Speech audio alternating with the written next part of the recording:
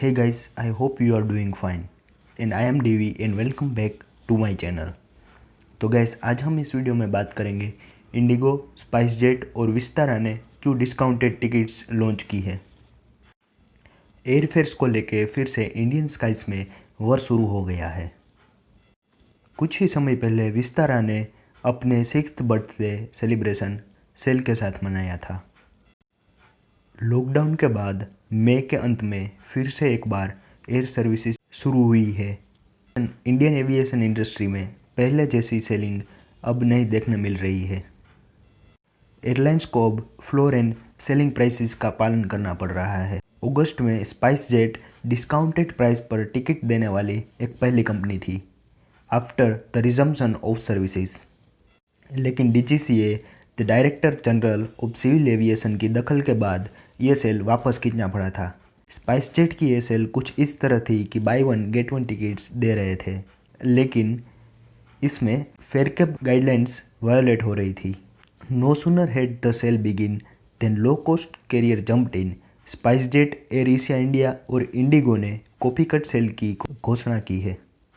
महीनों के हाइबरनेशन के बाद इंडियन एविएशन अपने पुराने तरीकों में वापस आ गया था। एक दूसरे का गला काट प्रतियोगिता, एक दूसरे को अंडरकट करना और लागत से नीचे टिकट बेचना वास्तव में सेल बुकिंग को दूर करने, सीट्स को भरने और ज़रूरियात के समय कैश फ्लो बढ़ाने के लिए है। एक अच्छी सेल वो है जो इन तीनों को अच्छी तरह से जोड़ ले, not just a flow of cash.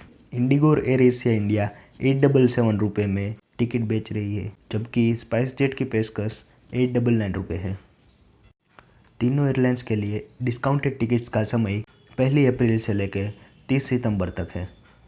जब मई 2020 के आखिरी सप्ताह में उड़ानें फिर से शुरू हुई तो airlines were asked to sell 40% of the seats below a fare which would be the median of their lowest and highest slabs, while the fare restrictions have been extended to March 31.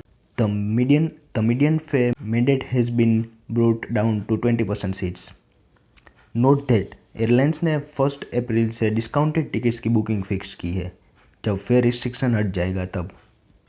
Now airlines have to sell 20% of seats below the midpoint of the fare range and the remaining can be priced higher even if they are below the ceiling price.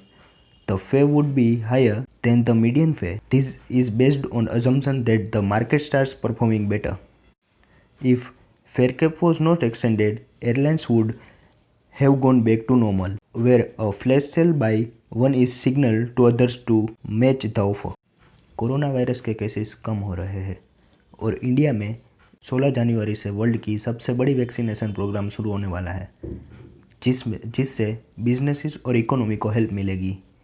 But the fact is aviation has hit turbulence in January. सितंबर से passenger के growth के बाद जनवरी में सिर्फ 3% traffic बढ़ा था। Has the fare cap helped? क्या fare cap से हेल्प मिलेगी? Except IndiGo. ज़्यादातर एयरलाइंस कर्ज में डूबी हुई है। जब मार्च 2020 में देश में लॉकडाउन चल रहा था तब सबको मालूम था शॉर्टेज ऑफ कैश होएगी।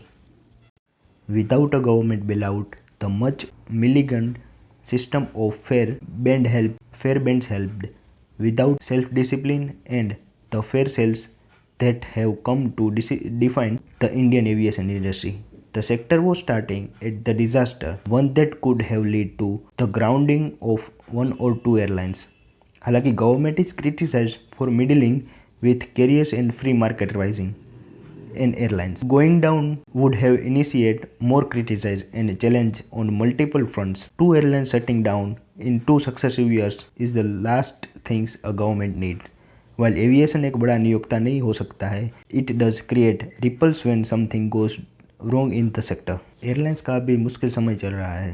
पहले लड़ाई अधिक से अधिक फर्स्ट टाइम पैसेंजर को प्राप्त करने की थी, लेकिन अब चुनौती ये है कि पैसेंजर को एयरप्लेन में वापस कैसे लाया जाए, और ये आसान नहीं होगा। कोई फ़र्क नहीं पड़ता कि वरियस एयरलाइंस के सर्वे क्या कहते हैं। So that's all from this video. Thank you so much for watching this video till now, and if you want future videos you can subscribe my channel. So I will see you in my next video. Till then take care, bye bye.